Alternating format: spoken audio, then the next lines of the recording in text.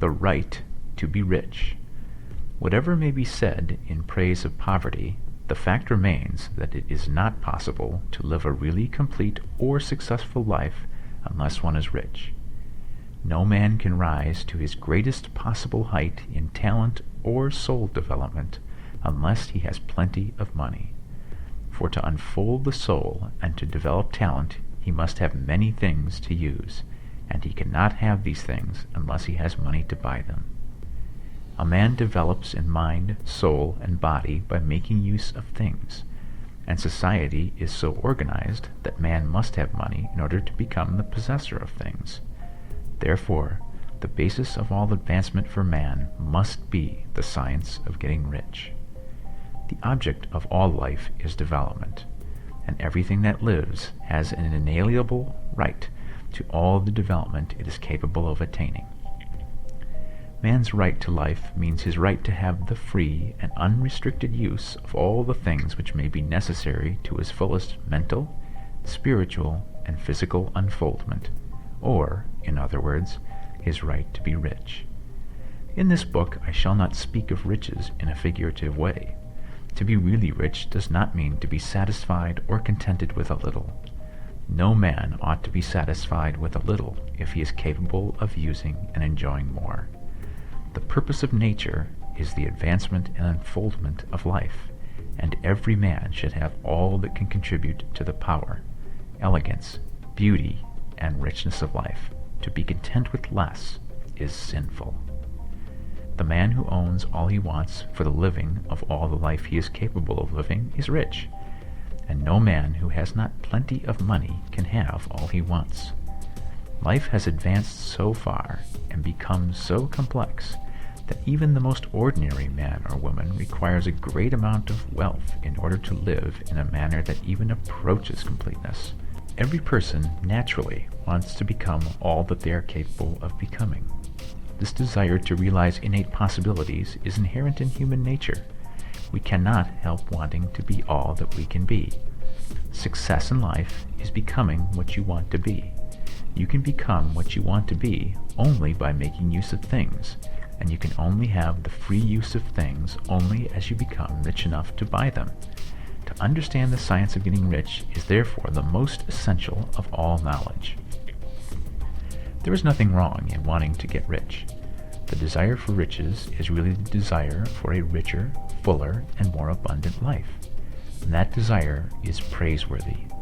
The man who does not desire to live more abundantly is abnormal, and so the man who does not desire to have money enough to buy all he wants is abnormal. There are three motives for which we live. We live for the body, we live for the mind, and we live for the soul. No one of these is better or holier than the other. All are alike desirable, and no one of the three, body, mind, or soul, can live fully if either of the others is cut short of full life and expression. It is not right or noble to live only for the soul and deny mind or body, and it is wrong to live for the intellect and deny body or soul.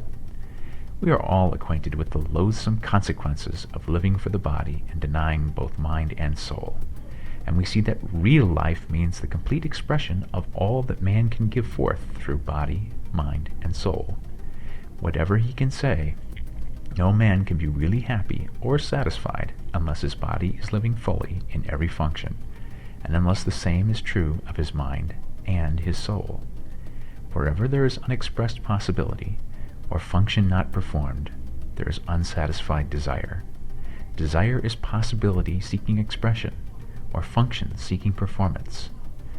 Men cannot live fully in body without good food, comfortable clothing, and warm shelter, and without freedom from excessive toil.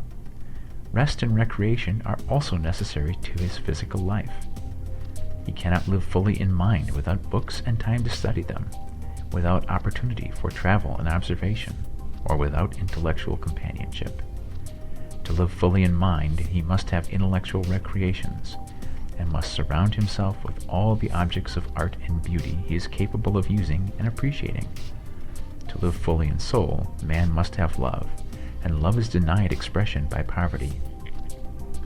A man's highest happiness is found in the bestowal of benefits on those he loves.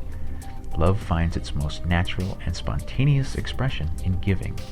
The man who has nothing to give cannot fill his place as husband or father, as a citizen, or as a man.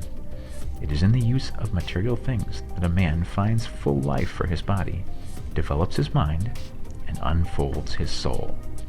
It is therefore of supreme importance to him that he should be rich. It is perfectly right that you should desire to be rich. If you are a normal man or woman, you cannot help doing so. It is perfectly right that you should give your best attention to the science of getting rich, for it is the noblest and most necessary of all studies. If you neglect this study, you are derelict in your duty to yourself, to God, and humanity, for you can render to God and humanity no greater service than to make the most of yourself.